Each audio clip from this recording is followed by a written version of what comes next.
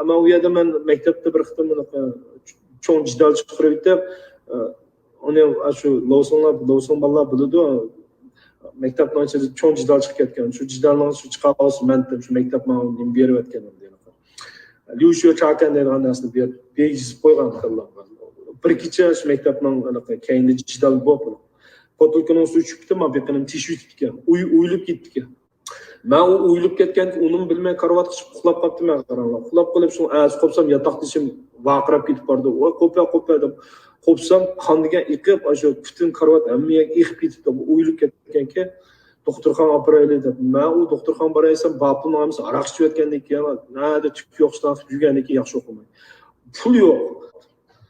Keyin yana bir necha qitim jidallar bo'ldi maktabda. Uni buni bo'lgandan keyin shuning bilan o fakultetninki bizga mas'ul bir ayol bo'tdi. Bek yaxshi ayol endi. Gerçi o'zi Xitoy bo'lsa, men o ayolni bek yaxshi ko'raman.